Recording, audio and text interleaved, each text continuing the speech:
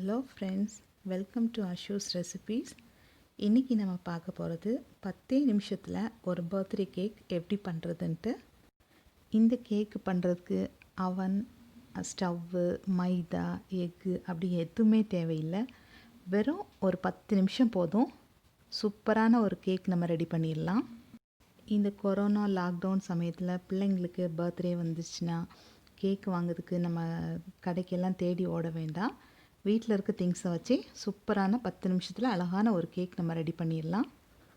ஈஸியாக செஞ்சு பிள்ளைங்களுக்கு ஒரு சர்ப்ரைஸ் கிஃப்டாகட்டே கொடுத்துடலாம். நம்ம பாருங்கள் எவ்வளோ சாஃப்டாக இருக்குன்ட்டு. இந்த கேக் எப்படி செய்கிறதுன்னு வீடியோவுக்கு போகிறதுக்கு முன்னாடி நீங்கள் இதுவரை நம்ம சேனலை சப்ஸ்கிரைப் பண்ணாட்டா சப்ஸ்கிரைப் பண்ணிவிட்டு பக்கத்தில் இருக்க பெல் ஐக்கானை ப்ரெஸ் பண்ணிக்கோங்க. வாங்க இப்போ வீடியோக்குள்ளே போகலாம். இந்த கேக் பண்ணுறதுக்கு ஒரு 8 பீஸ் பிரெட் எடுத்துக்கோங்க. 4 சைடு ஓரமும் கட் பண்ணி எடுத்துக்கோங்க. பாருங்கள், நான் கட் பண்ணி வச்சுருக்கிற மாதிரி கட் பண்ணிக்கோங்க. இப்போ ஒரு கப்பு விப் க்ரீம் எடுத்துக்கோங்க. விப் க்ரீம் எல்லாம் டிபார்ட்மெண்ட் ஸ்டோர்லேயும் கிடைக்கும். 1 லிட்டருன்னு நீங்கள் வாங்கி ஃப்ரிட்ஜில் வச்சிட்டிங்கன்னா பசங்க எப்போல்லாம் கேக் வேணும்னு கேட்குறாங்களோ அப்போல்லாம் நம்ம ஈஸியாக செஞ்சு கொடுத்துடலாம். நான் எலக்ட்ரிக் பீட்டர் எடுத்திருக்கேன். எலக்ட்ரிக் பீட்டர் இல்லாட்டா நார்மலான கையில் அடிக்கக்கூடிய அந்த பீட்டரை எடுத்துகிட்டு ஒரு 10 நிமிஷம் நீங்கள் கைவிடாமல் நீங்கள் அடிச்சிங்கன்னா கூட நல்ல ஒரு க்ரீம் உங்களுக்கு கிடச்சிரும். இப்படி பீட் பண்ணும்போதே ஒரு 2 tablespoon powder sugar add பண்ணிக்கோங்க. இது கூட 1 டேபிள் ஸ்பூன் வெனிலா எசன்ஸ் சேர்த்துக்கோங்க. வெனிலா எசன்ஸ் சேர்த்ததுக்கப்புறம் ஒரு 10 நிமிஷம் நீங்கள் நல்லா பீட் பண்ணிங்கன்னா அழகான க்ரீம் நமக்கு கிடச்சிரும்.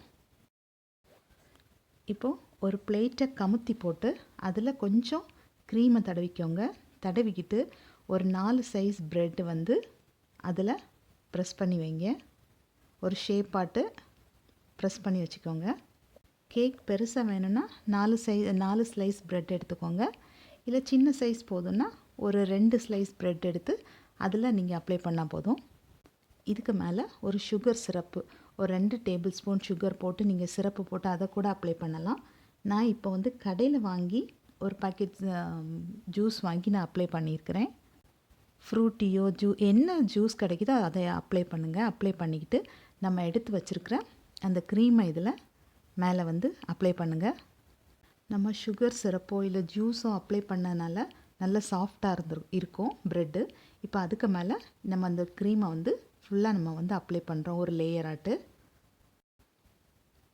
கொஞ்சம் நிறையவே போட்டு அப்ளை பண்ணுங்கள். கேப்பே இல்லாத மாதிரி ஃபுல்லாக போட்டு அப்ளை பண்ணுங்கள். இப்போ அதுக்கு மேலே இன்னும் 4 பீஸ் ப்ரெட்டு வச்சு அதே மாதிரி சுகர் சிரப்போ இல்லாட்டா ஜூஸோ அதுக்கு மேலே அப்ளை பண்ணுங்கள். அப்போ இன்னும் கொஞ்சம் சாஃப்ட் ஆகும். அந்த ப்ரெட் ஸ்லைஸ் எல்லாம் நல்ல சாஃப்ட் ஆகும். இது சாஃப்ட் ஆகிறதுக்கு தான் நம்ம அந்த சுகர் சிரப்போ இல்லாட்ட அந்த ஜூஸோ நம்ம வந்து அப்ளை பண்ணுறோம். இப்போ சிரப் அப்ளை பண்ணதுக்கப்புறம் அதுக்கு மேலே நம்ம எடுத்து வச்சுருக்கிற க்ரீமை வந்து திரும்பவும் அப்ளை பண்ணி விடுங்க. இப்போ செகண்ட் லேயர் ஆகுது. மேலே அப்ளை பண்ணிக்கிட்டு சுற்றி 4 பக்கமும் கொஞ்சம் கொஞ்சமாக அந்த க்ரீமை வந்து நீங்கள் அப்ளை பண்ணிக்கிட்டே இருங்க. கேப் இல்லாமல் ஃபுல்லாக க்ரீம் அப்ளை பண்ணிக்கிட்டு அதை ஷேப் பண்ணி விடுங்க. அழகாக ஒரு இந்த நம்ம கார்ட்ஸ் விளையாடுவோம்ல, அதுலேருந்து ஒரு கார்டு எடுத்து கூட அழகாக நம்ம ஷேப் பண்ணிடலாம். க்ரீம் அதில் ஒட்டிக்கிட்டு வர மாதிரி உங்களுக்கு தோணுச்சுன்னா கொஞ்சமாக தண்ணியை வந்து அந்த கார்டில் தொட்டுட்டு அந்த க்ரீம் மேலே நீங்கள் அப்ளை பண்ணி தடவி எடுத்திங்கன்னா உங்களுக்கு அவ்வளவு ஈஸியாக உங்களால் ஷேப் பண்ண முடியும். அடிக்கடி தண்ணி தொட்டு பண்ணுங்கள், ஈஸியாக பண்ணிடலாம். நான் பிளேட்டுக்கு அடியில் வந்து ரொட்டேட்டிங் டேபிள் தான் வச்சுருக்கிறேன். ஸோ அதனால் ஈஸியாக எனக்கு வந்து அது ரொட்டேட் ஆகுது. அது இல்லாட்ட கூட பரவாயில்ல. உங்களுக்கு அந்த பிளேட்டை வச்சே நீங்கள் கொஞ்சம் கொஞ்சமாக டர்ன் பண்ணி கூட உங்களால் அப்ளை பண்ணலாம். இப்போ மிச்சம் இருக்கிற க்ரீமை வந்து ஒரு ஐசிங் கோனில் போட்டுக்கோங்க. ஐசிங் கோன் இல்லாட்டா நம்ம பால் கவரில் ஒரு கோன் மாதிரி பண்ணி அதில் நுனியில் கட் பண்ணி எடுத்துக்கோங்க. எடுத்துகிட்டு இந்த மாதிரி உங்களுக்கு எந்த மாதிரி உங்களுக்கு டெக்கரேட் பண்ணணுமோ அந்த மாதிரி நீங்கள் பண்ணிக்கோங்க. சும்மா சுற்றி சுற்றி எடுத்தாலே அது ஒரு டிசைன் மாதிரி தான் வரும். இப்போ கேக்கோட அப்பர் போர்ஷனில் ஒரு டிசைன் மாதிரி 4 பக்கமும் போட்டுக்கோங்க. அதே மாதிரி கேக்கு சுற்றி அடியில் ஒரு டிசைன் மாதிரி சுற்றி போட்டுக்கோங்க. அப்போ பார்க்குறதுக்கு ஒரு நல்ல லுக்காக இருக்கும். உங்களுக்கு என்ன டிசைன் தோணுதோ அதை நீங்கள் போட்டுக்கோங்க. இப்போ பாருங்கள், மேலே கம்ப்ளீட் ஆயிடுச்சு.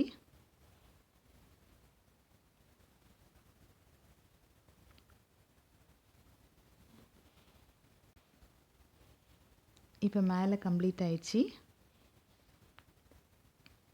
இப்போ பாருங்கள், கீழேயும் சுற்றி இந்த மாதிரி நீங்கள் ஒரு டிசைன் போட்டிங்கன்னா பார்க்குறதுக்கு ஒரு நல்ல லுக்காக இருக்கும். மேலேயும் ஒரு சின்ன டிசைன் மாதிரி போட்டு அதில் ஒரு செர்ரி பழம் மாதிரி நீங்கள் வச்சிங்கன்னா பார்க்குறதுக்கு ரொம்ப அட்ராக்டிவாக இருக்கும்.